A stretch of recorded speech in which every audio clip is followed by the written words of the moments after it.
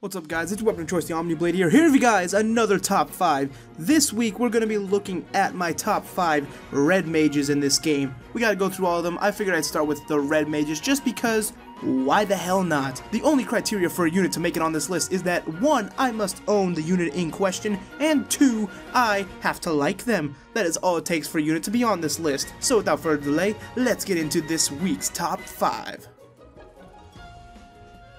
So starting off this list, we have a unit that was one of my first units I trained up a lot when I started playing Heroes. She was incredibly useful to me when the game started, and I love how powerful she was, and that is Elena. Elena is probably, I want to say it's like Babby's first power mage, but that's really the best way I can put it. I mean, Elena has one job, and that is to nuke. She has an absurd amount of power behind her, and she doesn't really have anything else. Her HP is meh, her defense is meh, her speed is actually pretty bad, all things considered. But she has okay res. I mean, okay for a res wall. She has pretty good res if you consider it normally, so it's a nice bonus to have in that she can take a couple of magic hits herself, which means she's not completely defenseless. But Elena's main purpose is to nuke, and I love that about her. I mean, she was one of my first level 40 units, and she just showed me how good it could be just to have one single giant powerful attack in this game, and I will always appreciate her for that. I don't really have a lot to say about Elena. I love her. She's one of my favorite characters in units in FE6, and I think that makes me completely biased towards her, but still, Elena's nuking potential just made me appreciate her so much, and that's why she has a number 5 spot on this week's top 5.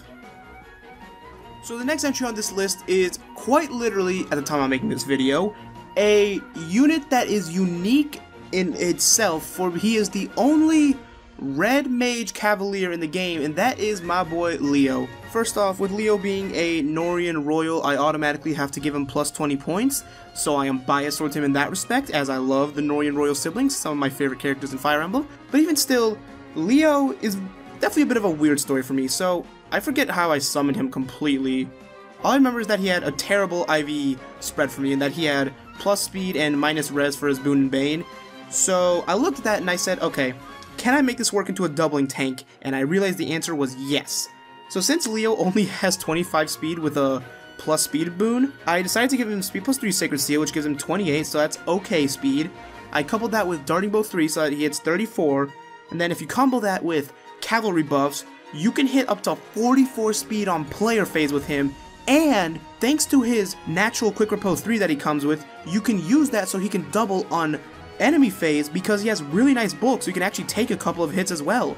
And I just decided to make Leo the ultimate doubling machine, and it is glorious. I love using this build with him. It's definitely one of the less orthodox builds out there, but I don't care. I love it that much. I decided to take what little resources I had in terms of this horribly IV spread Leo, and I decided to make it the best possible thing I could, and that's what makes me like him so much. I love how I was able to do this really unique and wacky thing with him, and that is why Leo earns the number 4 spot in this week's top 5. Alright, I think that's enough testosterone for this list, as we're going to look at a unit that many people do not like. So much controversy around this unit. I don't care, she's powerful, and that is Darja. Don't even get me started on the whole name thing. Darja makes this list just because she is the innate user of Rarblade Tome, at least at the time of making this video.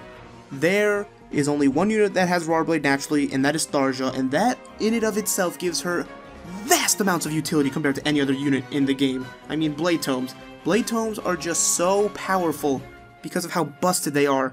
The fact that you can take your attack buff and virtually double it, that's kind of ridiculous, especially when you combo that with cavalry and stuff like I said with Leo. And Darja herself is not a bad unit. She has great attack and great speed, so she does the job of being a glass cannon incredibly well. I mean, I don't really know what else I can say about Darja. She has that nice utility in being a Blade Tome unit. Darting Bow is really nice on her because she can hit 40 speed with neutral IVs on player phase, ignoring any buffs she might have. And that's just incredibly powerful. I can't help but like power, okay? And Darja is power in Heroes, just like how she was in Awakening, and that is why she earns the number 3 spot in this week's top 5. Alright, so when you're looking at some of the best mages, period, not just red mages, just mages in general, you cannot expect Celica to not be mentioned in that list. Celica is easily the red mage I have dedicated the most time and resources into. Not my favorite at the time I'm making this video, but easily the one I've put the most commitment into, and that is because Everything about Celica just screams power, and I love power.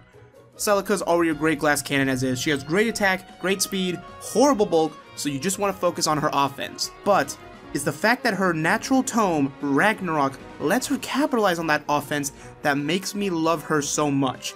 Celica's Ragnarok tome gives her a +5 attack and speed boost when she's at full HP, making it so she has one supercharged nuke of an attack that destroys anything. This is better than Blade Tome in my opinion, because it's so easy to use. All you have to do is use Celica.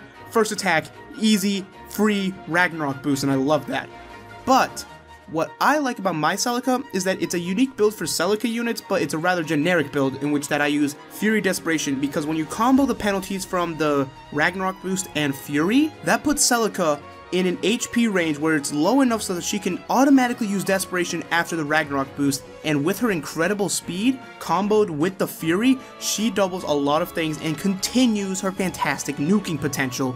And that's what I love about Celica so much, is that even after she uses her Ragnarok boost, she's not worthless. She's not just a one-trick pony, and that's what makes her so interesting and versatile for me. Also, I love Celica's art, and her voice actress, Erica Linebeck. Oh, she's such a great voice actress, but that art is gorgeous, beautiful, and powerful, just like Celica herself, and that is why she earns the runner-up spot for this week's top 5.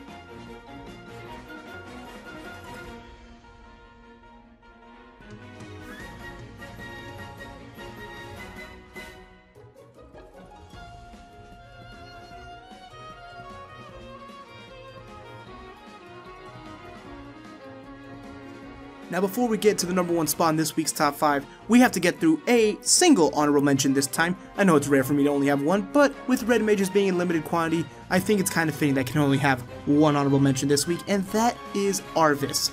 Arvis gets the honorable mention for this week mostly because he's not the strongest unit, he's not the fastest unit, and he's not the tankiest unit.